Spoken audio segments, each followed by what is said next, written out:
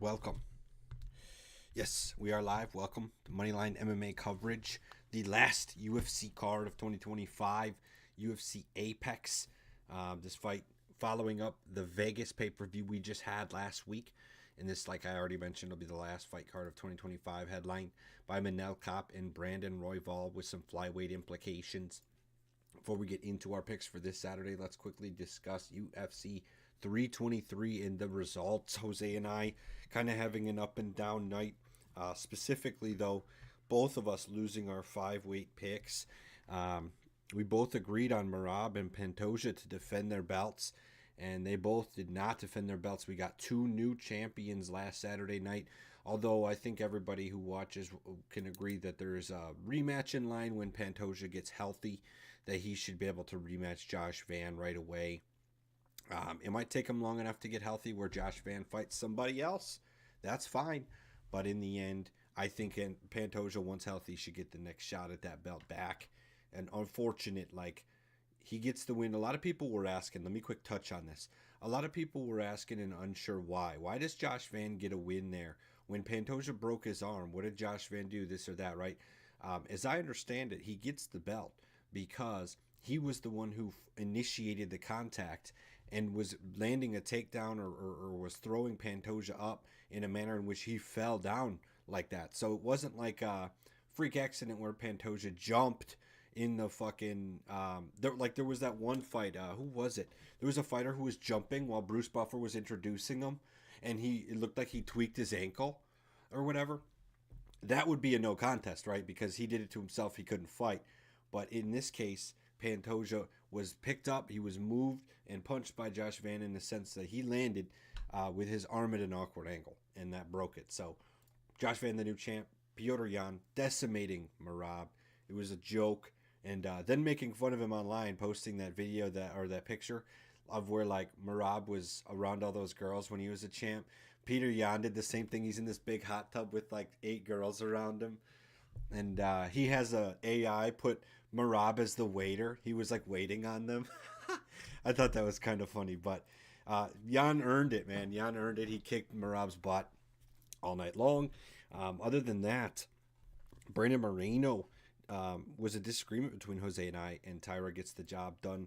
Talbot was a guy that we also disagreed on. Of our two disagreements, I came out on top for both of them since I had Talbot, who retired Henry Cejudo.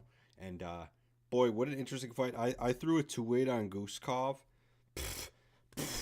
Majority draw. God, dude. Jan Blachowicz needs to get cut from the UFC on the sole purpose of getting the most boring decisions of all time. He literally was going to lose the fight, and he landed a takedown in the last, some 10 seconds maybe, and that gave him the points to draw a majority, to get a majority draw, because if you go and look, I think 2 of the 3 judges scored round 2 10-8 in Bogdan's favor. Oh man, that was, I was mad watching that. Oh man, we got to go and start the main card with this crap. I just knew when you start the main card with some crap like that, you might as well hope you didn't have any bets on the fights. But yeah, that said, that's our quick recap of UFC 323 if I could talk. My goodness. Let's get into our picks for this Saturday. Anyone who is new here, we do a pick system where Jose and I pick 5 of the currently 13 scheduled fights for UFC Apex Fight Night, last card of the year. This is headlined, of course, by Brandon Royval and Kape. We make these picks individually and weigh them in order of confidence, with 5-weight being the most, 1-weight being the least confident. And we make these picks separately and just confirm before the show so we know what order we're going to go in, because we start from our locks of the week, our 5 weights first. That's it for Saturday afternoon. Without further ado, my 5-weight. I'm going to stop with the train here. I had a train of almost, I think, 3 or 4 main events where I took a 5-weight pick on one of the main event fighters. But in this case, I'm going to be putting a 5-weight on a guy a little earlier in the main card. I'm going to be looking, and this is actually in the heavyweight division, but I'm still going to be taking Kennedy and Chuck Wu to get the job done. Kennedy, historically, not the best heavyweight. He's coming off of a loss at heavyweight against Walter Walker. And before that, he's gotten a couple of wins. Of course, beating Chris Barnett was pretty easy looking back. Lucas Brzezinski is a good fighter for sure, but maybe not necessarily a full-on 265er like Walter Walker is. And then before that, Kennedy in his light heavyweight tenure. But to me, Marcus Buchecha is just not bringing enough to the table. Marcus is also coming off of a loss against Martin Budai, who's good. He's a pretty solid fighter, but he's not like, he's more of like a decision kind of like slow end 15-minute fighter. Not an exciting guy. I think Kennedy, even though he's not like a top of the line heavyweight, he just isn't big and heavy enough, if you ask me. It's just crazy. I mean, he's 6'5", but it just doesn't feel like he's got the natural size that someone like Cyril Gane has, for example. And I believe Cyril Gane is the same height, if not shorter, than Kennedy. But either way, in this case, basically what I'm saying is I think Kennedy is good, but not great. And I think Marcus Buchecha is a good matchup for him. Marcus is much more of a submission artist than he is a striker. I think Kennedy keeps this on the feet and either finishes Buchecha with a TKO or wins by points. Jose, what do you think? Yeah, Nick, for this one, I agree with you. I have Kennedy Njoku as well. He is my one weight. Reason being is that to me, he's good, but he's just been kind of inconsistent and haven't seen enough of Bruce as of yet. But I mean, I know he's not bad at all, and he has an extensive jiu-jitsu career as well. I'm interested if this gets down to the feet. How Kennedy Njoku will respond. He's normally not on the ground though, to be honest, and he's not one to really initiate the takedown as well. But he's gonna come in with heavy haymakers. I know that. The striking is not Buchecha's strongest suit, that's for sure. And so I think Njoku is just gonna come in with heavy strikes and possibly make it lights out. Buchecha hardly gets knocked out like that, but I do think Kenny Njoku, like for this, for how big he is, like he's just a big heavyweight, and I don't think Buchecha is the biggest heavyweight, to be honest. So, I think Buchecha could be a good even light heavyweight. But that being said, I like Kenny Njoku. He's got more experience. He's the heavy hitter in this matchup, and he also has a significant reach advantage over Buchecha. Over Buchecha is a 4.5 reach advantage. So I'm pretty sure he's going to take well advantage of that. And that being said, yeah, I think he's going to get overall land more strikes on the feet and just dominate in general. So this one, I got Kenny Njoku as well. I don't know if I said before, but he is my 2-weight. I'm just ranking him lower just because Buchecha is still, I think, a lot more things I want to see out of Buchecha, and it's kind of really hard for me to assess where I think he falls in line right now in the UFC. He did not have the best his UFC debut. He did not live up to the hype, and he ended up losing. So them pairing up with Njoku says at least something of what they think of Buchecha and his skill level. But I still haven't seen enough yet to make a full good assessment. But I'm not going to doubt him whatsoever because he did have a good career before the UFC. So that being said, enough being said, I'm agreeing with you on this one. Kenny Njoku as my 2-weight. Yeah, man. So we'll agree on that, and I think for largely the same reasons, but I'm a little more confident for sure in Kennedy. And I don't think I mentioned it earlier, but Kennedy is a -156 favorite, and Buchecha is a +122 dog. So we're picking a favorite here, but not by a huge margin. I think this is one of the better prices on the main card as far as betting goes. Jose, give us your 5-weight. So for my 5-weight, this is already going to come down to the main event once again, and the flyweight bout between Brandon Royval and Manal Kape. Right now, I'm not. I'm gonna need you to pull up the odds for these guys, Nick. But right now, I can only assume. I don't even know who. I feel like it'd be a close one. I can't even tell you who the guy who I think would be the betting underdog or favorite in this one. But regardless, I'm going with Brandon Royval. Dude's just an absolute beast, and even though he did lose most recently to the new champ, Josh Van. It just that fight against him, even though he lost to Josh Van, I just felt like Brandon Royval wasn't just doing enough. Like he just almost like was breezing through that fight, and it didn't really seem like the same Brandon Royval that we saw against Tatsuro Taira and Brandon Moreno. This Brandon Royval, when he fought Josh Van, just seemed a little more laid back and holding back his punches, and almost like I think he thought he was going to have an easier victory than like I think he almost thought he was probably going to walk through Josh Van just because Josh Van also wasn't his original scheduled opponent. So just I think the way his actions cost him that fight, but I definitely overall think he's just way better fighter than what he showed in that fight for sure. And I think if he were to have a rematch with Josh Van, he could, I think like he put up definitely a way better fight, and even most likely I would still take Brandon Royval over Josh Van in that fight. And on the other hand, Manel Kape, he's coming off a 2-fight winning streak over Alimbayev and Silva, and he looked pretty well. But when he got matched up with Makayev, who's not in the UFC anymore, just got kicked out for other reasons. But he really just kind of didn't do much. And so when he goes against another high level fighter, like really high level, he kind of withholds his punches a bit too. And when Brandon Royval, you're going to get a high level striker. You're going to get a good grappler. You're going to get someone who is just going to keep pressing forward and not withhold the pace and just be extremely creative with his striking. Brandon Royval, again, I think he's a well-rounded fighter. He's got 4 knockouts and he's got 9 submission wins. So I think he can win this by any decision. I think just at this high level though, I think it's going to be mostly unanimous decision. Manel Kape is not an easy guy to put out whatsoever. And and Brandon Royval is also going to be significantly taller. He's 5'9", and Manel Kape is 5'5". Not like it's a big issue for Manel Kape, but and there's no reach advantage whatsoever. But I do think the height is going to help out Brandon Royval more, if anything, in this one. So I think it's going to be mostly a striking match on the feet. Most of the match is going to be on the feet as a striking match. But I think if it gets down to grappling, Brandon Royval will have the advantage there. So that being said, I think Brandon Royval is just the better fighter overall, well-rounded fighter. I feel really good about him that he's my 5-weight. Nick, what are your thoughts on this one? So, wow, man, you might be stunned to hear the lines on this fight, considering what you just said.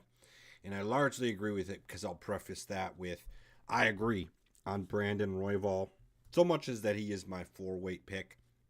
I did barely just avoid making it like a 4th or 5th straight main event of a 5-weight pick, but I'll take a 4-weight on Royval. And I'll tell you one thing, Jose. Royval is not only an underdog in this fight. Royval is plus 220. Manel Kape is minus 295 to beat Brandon Royval.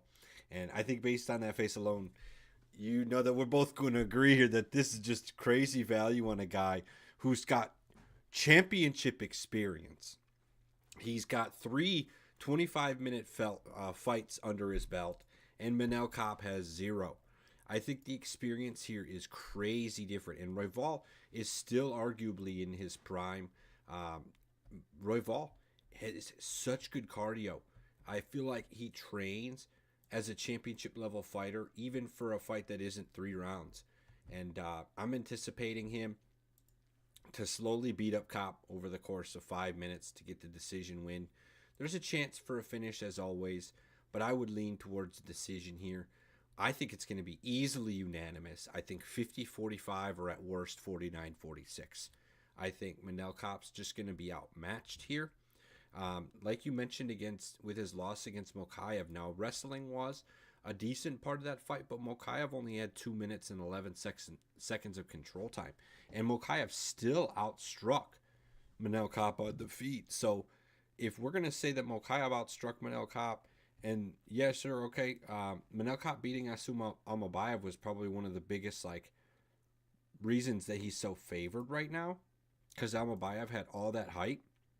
But we still don't know how good Asu Alimbayev is either. So in my opinion, I'm going to take a guy who I can rely on to be good. He's only ever lost to former champions or the current champion, at least as far as the UFC goes. And I think that's going to continue. Brandon Royval with a 4-weight of confidence. Yeah, I am extremely shocked to hear those odds, especially for Brandon Royval being that big of an underdog. Yeah, I mean, I'm going to ride high with this underdog. I did last week. I believe Manny Torres was an underdog as well, and he came out on top. So I like my underdog, especially like you mentioned, Brandon Royval's got more championship experience, and just his resume overall is better. Manel Kape has looked really, really good and very and technically sound. But I want to see him against now. Can he stay technically sound like that against someone that's as wild as Brandon Royval? So That being said, yeah, that I feel really good. Brandon Royval, he is my dog of the week.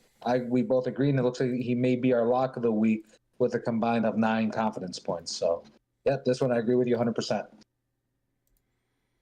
Sounds good, man. And it's worth noting, too, I feel like a small note on the side here is both these guys are southpaws.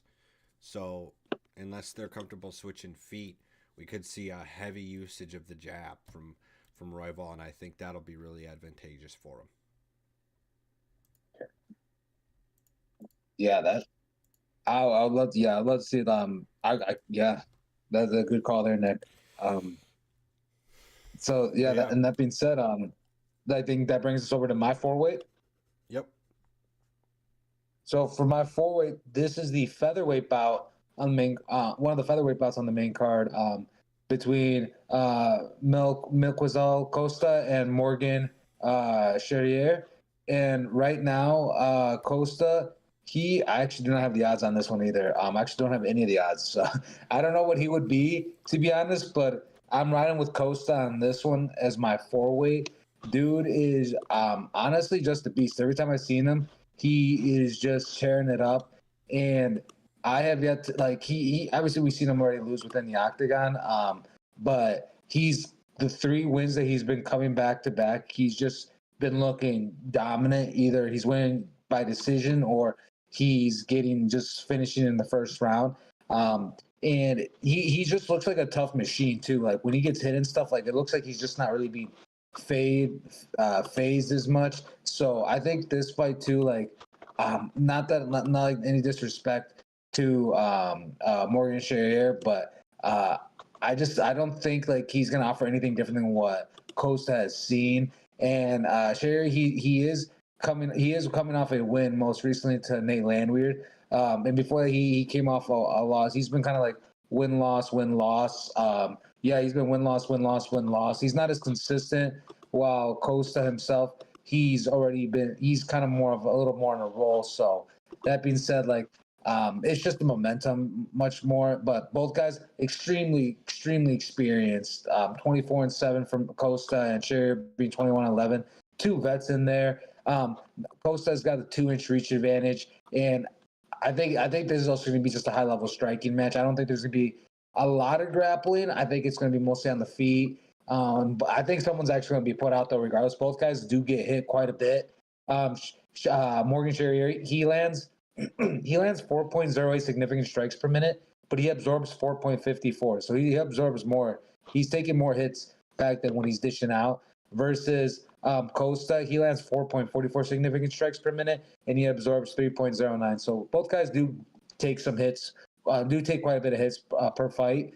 But in the end, I think Costa is going to be the more technically sound guy, and he's going to have the harder chin and beat up on Charrier more so. That being said, I'm feeling really good on Costa. He is my 4-weight. Nick, do you have any thoughts on this fight? I don't have an official weight, man.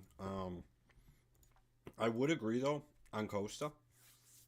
I think Costa is way more like technically sound, and I think he can cruise that through to a nice decision victory.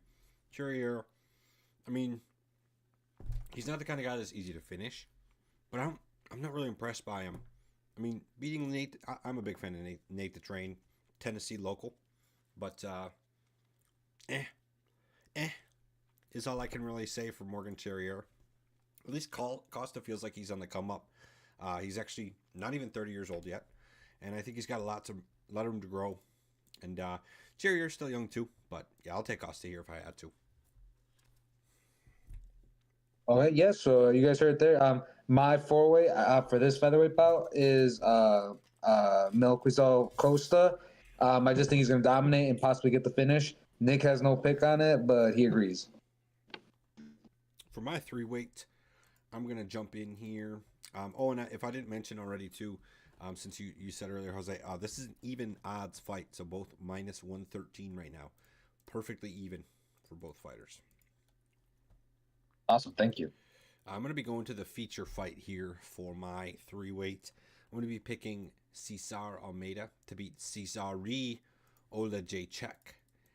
For the reasons mainly where I haven't seen enough out of Olajaychuk, and he just came off the Contender Series win in like 30 seconds, where his opponent didn't even land one punch in the whole fight. I just think Cesar Almeida is going to bring a level to the game that Olajaychuk has never seen and just isn't ready for, to be quite honest. Not that Olajaychuk doesn't have what it takes, but Cesar Almeida is like 37 years old and has kind of been there, done that. I mean, he's got 8 professional fights only, but he's not the kind of guy that you're going to be able to finish. And he actually just got off beating Abdul Razak Al Hassan too, in which I doubted that Cesar Almeida was going to be able to do it. And at this point, I'm just going to stop doubting him, and I think he can get the job done as like a semi kind of gatekeeper here for a new kid. What do you think, Jose? Yeah, so this one, we are going to actually uh, have some cross. We're going to cross roads right here. Right here, I'm going with Cesar Ilachechek. I'm going with him.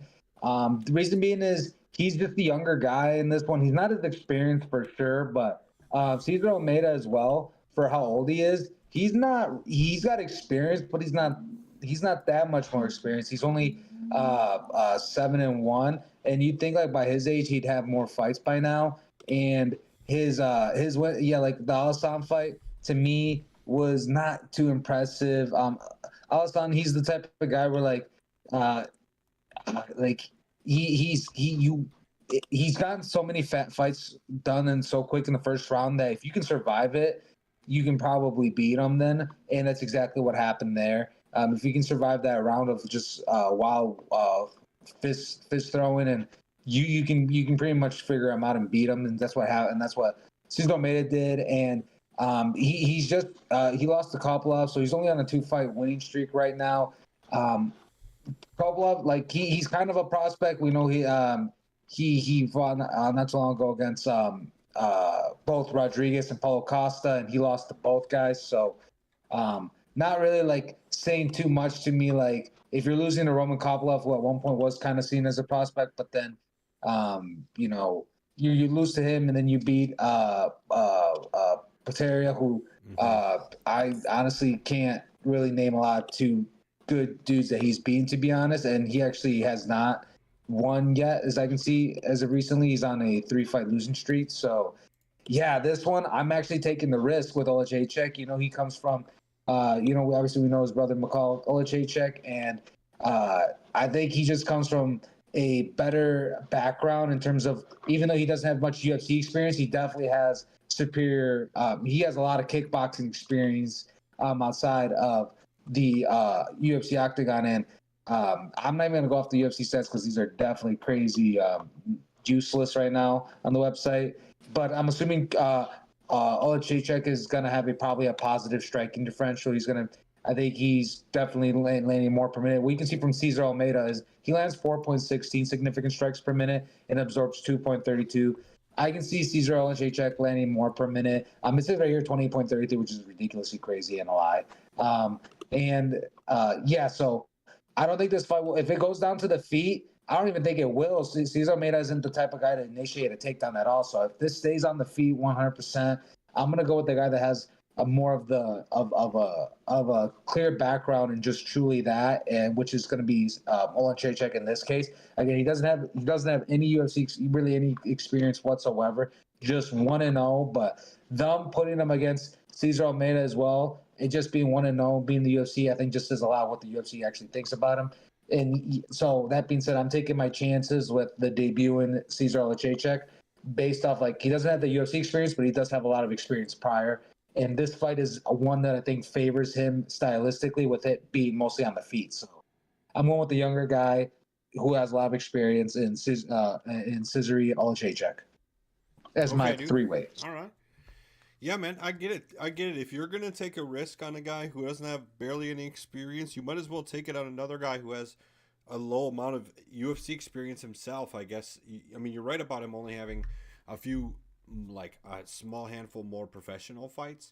But see, the thing is Almeida. I guess I'm just looking at UFC experience when I'm talking about Almeida. But in the end, neither of these dudes have fought like high end guys.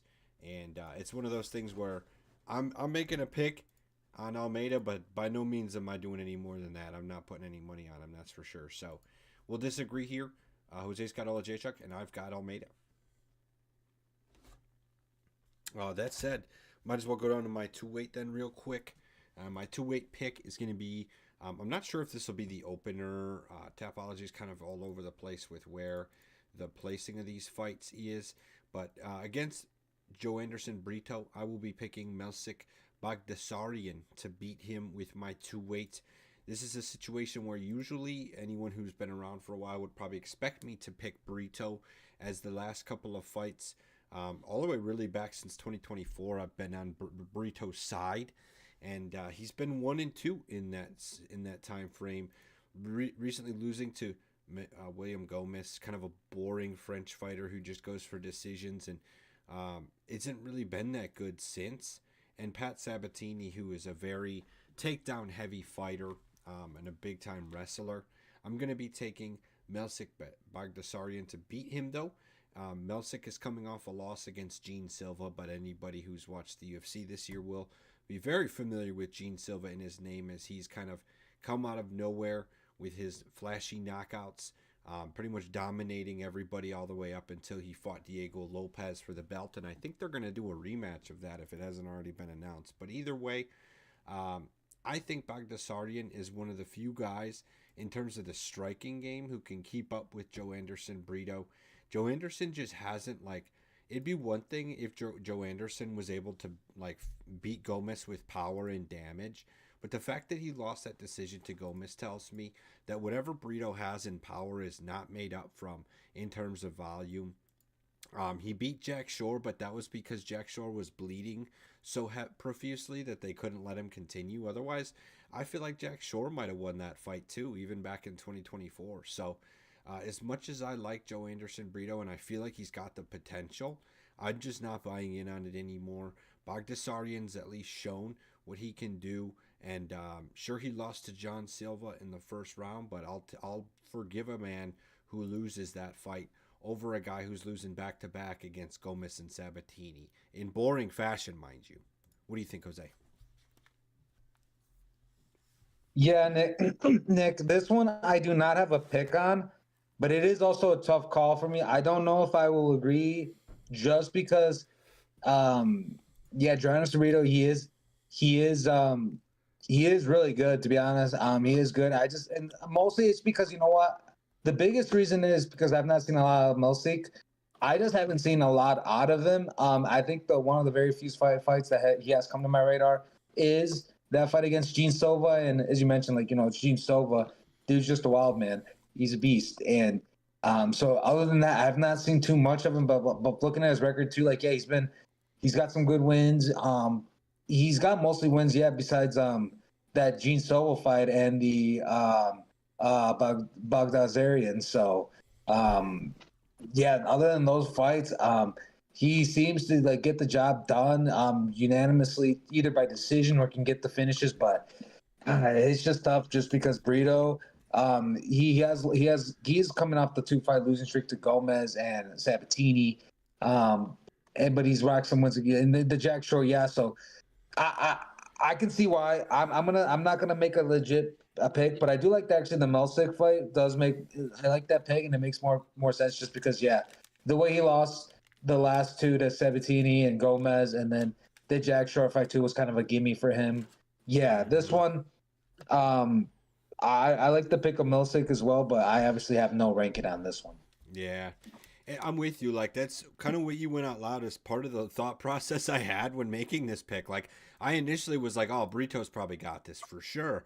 And then I start to think about it. It's Brito really, he got 4 straight, first and second round finishes before that Jack Shore fight. And it kind of felt like all his hype was desired, or it was worth it. And it was confirmed through that time.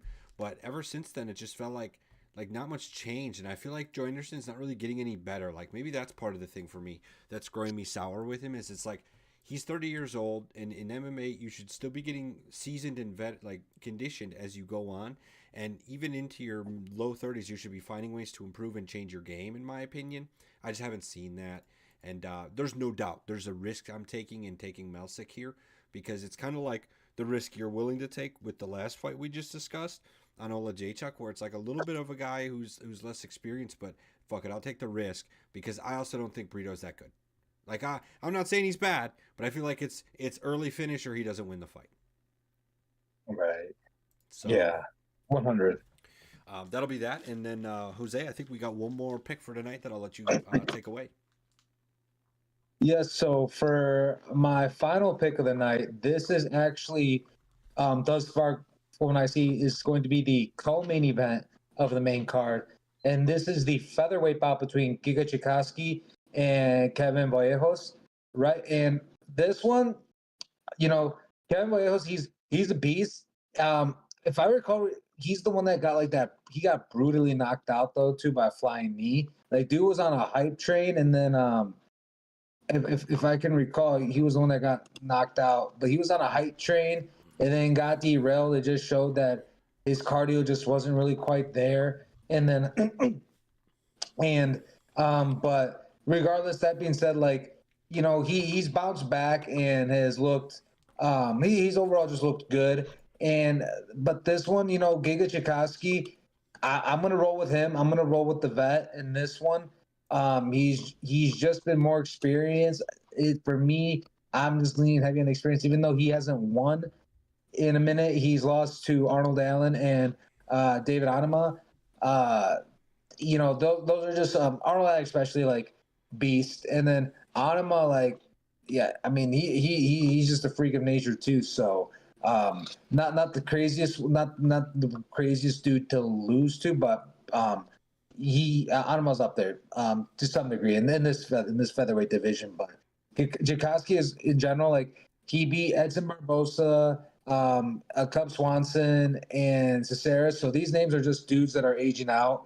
So that being said, that's why he's my one weight because he's gotten wins, but he's getting wins over dudes that are on the verge of leaving the UFC, and then he's getting dominated by these contenders.